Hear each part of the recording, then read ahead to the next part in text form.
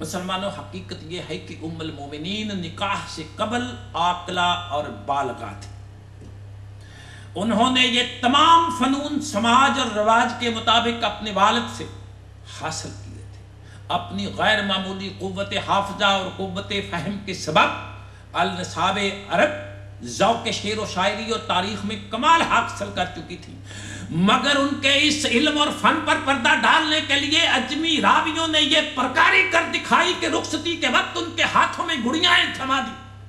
اور وہ بھی کچھ اس تسلسل کے ساتھ تھمائی کہ وہ ان کی زندگی کا ایک لازمہ بن گئی۔ حتیٰ کہ نبی کریم غزوہ تبوک سے واپس تشریف لاتے ہیں تو ایک طاق میں گڑیاں سجائے بیٹھی، جبکہ حضور کی زوجہ ہیں،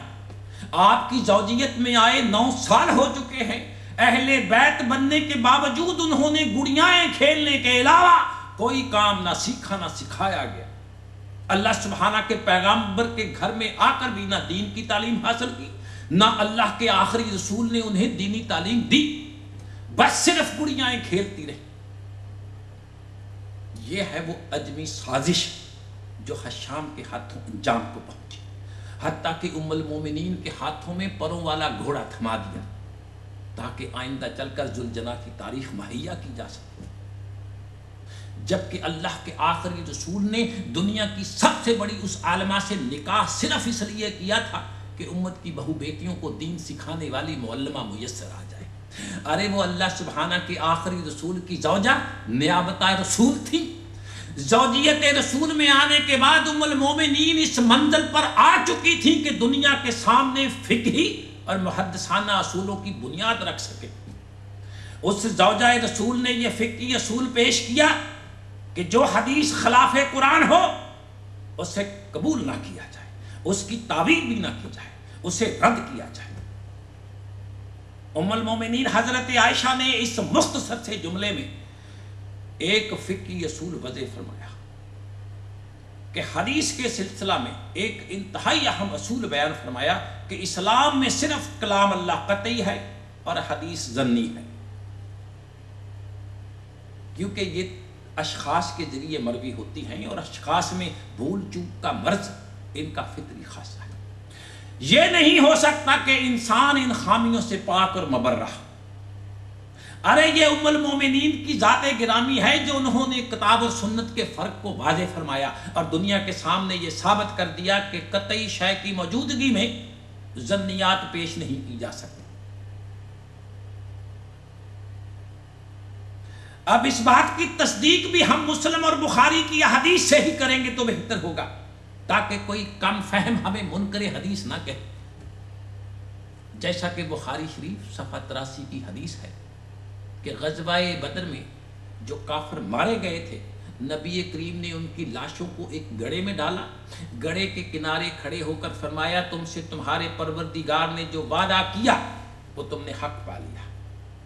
صحابہ اکرام نے عرض کیا یا رسول اللہ آپ مردوں کو پکارتے ہیں؟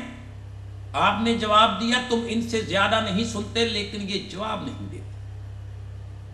یہ سن کر ام المومنین نے ارشاد فرمایا نبی کریم نے یہ بات ہرگز نہیں فرمائی تھی، تم لوگوں کو سننے میں غلط فہمی ہوئی۔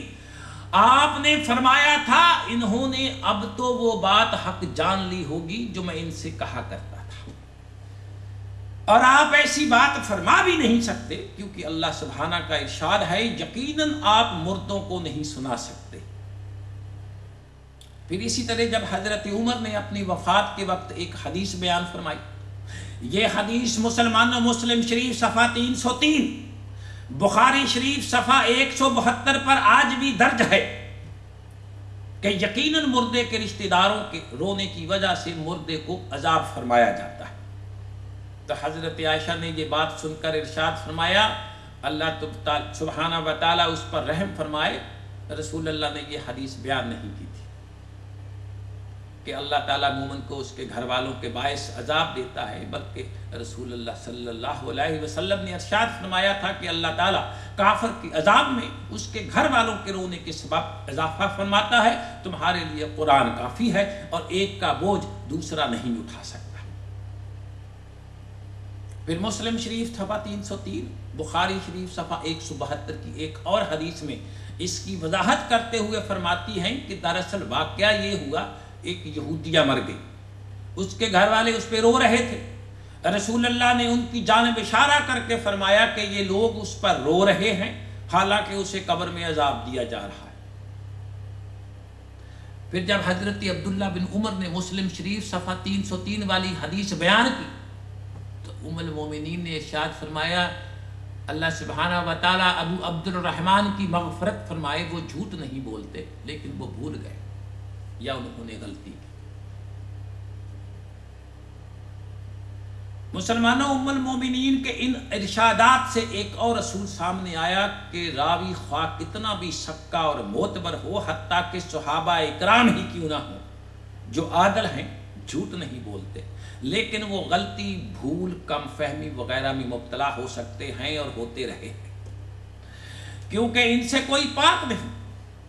لہٰذا یہ کوئی ضروری نہیں کہ اگر راوی سکا اور سچا ہو تو اس کی ہر بیان کردہ روایت حدیث صحیح ہوگی۔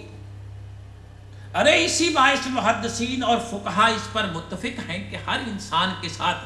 بھول چوک اور خطا جڑی ہوئی ہے، اس لیے یہ ممکن ہے کہ صحابی سے نقلی الفاظ میں غلطی واقع ہوئی یا مفہوم سمجھنے میں غلطی کی یا پورا واقعہ ہی نہ دیکھا اور از خود نتیجہ اخذ کر لیا یا ادھوری بات سنی اور اس پر اپنی رائے قائم کر لی یا واقعہ کا کچھ حصہ دیکھ کر مغالطہ کھا لیا۔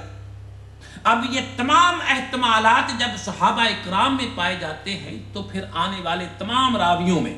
بسلسلہ یہ احتمالات پائے جاتے رہیں گے، اور اگر راوی میں کسی قسم کی خامی بھی ہو جیسی کہ حشام میں ہوئی تو ان احتمالات میں مزید اضافہ ہوتا چلا جائے گا۔ احادیث پر ام المومنین نے جو تبصرہ فرمایا اس سے فقہ اور حدیث کے جو اصول ہمارے سامنے آتے ہیں ان کا مفہوم یہ لیا جائے گا کہ جو حدیث قرآن کے ارشادات کے خلاف نہ ہو اسے قبول کیا جائے، جو حدیث قرآن کے ارشادات اور محکمات کے خلاف ہو اس حدیث کا انکار کر دیا جائے،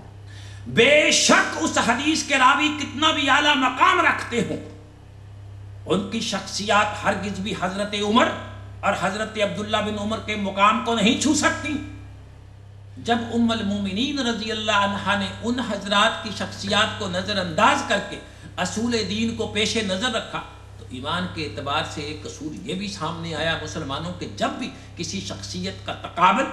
اصول دین سے ہوگا تو شخصیت کو نظر انداز کر دیا جائے گا اور اصول دین کو قبول کیا جائے گا۔ ہر شخصیت کے لیے دین کے اندر ایک نیا قانون وضع نہیں ہوگا، اسلام میں لا قانونیت نہیں چلے گی۔ ارے ہماری ملکی سیاست میں اسی شخصیت پرستی کے باعث لا قانونیت رائج ہے، مذہبی طور پر بھی اولیاء پرستی اور بزرگ پرستی کے نام سے یہی شخصیت پرستی دماغوں پر چھائی ہوئی ہے۔ گویا آج جو فتنہ عام مسلمانوں کو گھیرے ہے، جس کی وجہ سے مسلمانوں میں 20 فرقے جنم لے چکے ہیں، اس کی نشاندہی کرنے والی حضرت عائشہ صدیقہ ہی تو ہے۔ گو ام المومنین کی نگاہیں حضرت عمر کے زمانے میں ہی اس کا تدارک کر چکی ہیں، مگر انسان جاہل اور غلامانہ ذہنیت رکھنے والا لکیر کا فقیر ہو تو وہ لکیر کا فقیر بنا ہی رہتا ہے۔ ایمان کے اعتبار سے مسلمانوں دینی معاملات اور عقائد کے سلسلہ میں ہدایت کے لیے قرآن حتمی ہے۔ حدیث رسول کے معاملہ میں جب کوئی شخصیت ایسی بات کا دعویٰ کرے جو خلاف قرآن ہو، خلاف دین ہو، خلاف اصول ہو تو غور کیا جائے گا کہ ان حضرات کو غلط فہمی ہوئی یا واقعہ کو صحیح طور پر محفوظ نہیں رکھ سکے یا واقعہ کی اصل حیثیت کو سمجھنے سے قاصر ہے۔ ارے جب حضرت عمر رضی اللہ کی شخصیت کو پیش نظر رکھتے ہوئے قرآن کے خلاف کوئی شے اختیار نہیں کی جا سکتی، جبکہ حدیث بھی ان کی تائید کر رہی تھی بالفاظ دیگر،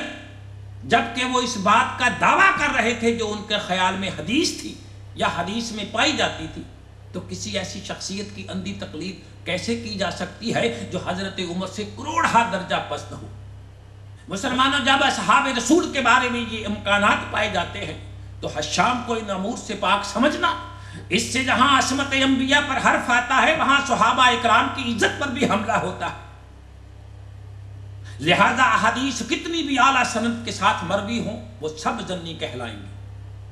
کیونکہ روایت میں ہر قدم پر ظن ہے۔ فرق صرف اتنا ہے کہ کسی حدیث میں ظن کم اور کسی میں زیادہ ہے، لیکن خبر واحد میں ہر قدم پر ظن ہے۔ اس کی ایک مثال بخاری شریف صفحہ 803 پر فاطمہ بنت قیس کی حدیث ہے، جس میں انہوں نے بیان فرمایا کہ رسول اللہ نے فرمایا مطلقہ کو نہ رہائش کے لیے مکان ملے گا اور نہ نفقہ ملے گا۔ اس حدیث کے رد کرنے کے لیے حضرت عمر رضی اللہ نے یہ خطبہ دیا کہ ہم ایک عورت کے کہنے پر کتاب اللہ کو نہیں چھوڑ سکتے۔ مسلم شریف صفحہ 485 کی حدیث میں امیر المومنین حضرت عمر کے الفاظ ہیں، فاطمہ بنت قیس اگر یہ حدیث بیان کرتی ہو تو بہر صورت اس کے لیے یہ حدیث بیان کرنے میں کوئی خیر نہیں۔ پھر بخاری شریف صفحہ 802 پر قاسم بن محمد کا بیان ہے کہ امیر المومنین حضرت عمر نے فاطمہ بنت قیس سے مخاطب ہو کر فرمایا کیا تو اللہ سے نہیں ڈرتی؟ مسلمانوں محدثین ایسی حدیث کو منکر کہتے ہیں، اسی لیے تو محدثین میں منکرات سفیان، منکرات حماد بن سلمہ، منکرات شریک بن عبداللہ المدنی مشہور ہے۔ اب تک کی تمام گفتگو حدیث کے نقطہ نگاہ سے تھی، اب کچھ تاریخی گفتگو بھی ہو جائے کہ جس سے ہمارے دلائل کو مزید وضاحت ملتی ہے۔ مسلمانوں میری 14ویں دلیل اس مفروضہ داستان کے تاریخی پہلو سے ہے کہ کیا عربوں میں اور علی الخصوص اس وقت میں نابالغ لڑکی کے نکاح کا رواج تھا یا نہیں۔ جب ہم تاریخ عرب پر نگاہ ڈالتے ہیں تو ہمیں افسوس کے ساتھ یہ کہنا پڑتا ہے کہ ہمیں تاریخ عرب میں قبل از اسلام اور بعد از اسلام اس کی کوئی دوسری نظیر نہیں ملتی، بلکہ خود نبی کریم کی حیات میں جن کنواری لڑکیوں کی شادیاں ہوئیں وہ سب پختہ عمر کی لڑکیاں تھیں، جو کہ کوئی بھی سمجھدار ماں باپ لڑکی کے بالغ ہوتے ہی اس کی شادی پہ فوراً تیار نہ ہوں گے، کیونکہ اگر لڑکی خود کم عمر یا ناسمجھ ہوگی تو ایسی عمر میں اس کے جو اولاد پیدا ہوگی وہ اسے سنبھال نہ پائے گی، اور نتیجہ کے طور پر یا تو اس کی اپنی یا اس کی اولاد کی صحت خراب ہو جائے گی، اور پھر وہ اولاد پر ایسی توجہ نہ دے سکے گی کہ جیسی توجہ اسے دینی چاہیے۔ ہر مہذب معاشرہ میں یہی رواج ہوتا ہے کہ لڑکیوں کی شادی ایسی عمر میں کی جائے کہ ان میں شعور اور احساس پیدا ہو جائے، اور یہ شعور اور احساس 18 سال کی عمر سے شروع ہوتا ہے۔ امام ابو حنیفہ لکھتے ہیں کہ بلوغ کی حد 18 سال ہے۔ ہمارا تصور یہ ہے کہ اگر کوئی لڑکی 13، 14 یا 15 سال کی عمر میں جسمانی طور پر بالغ بھی ہو جائے تو دماغی طور پر بالغ نہ ہو۔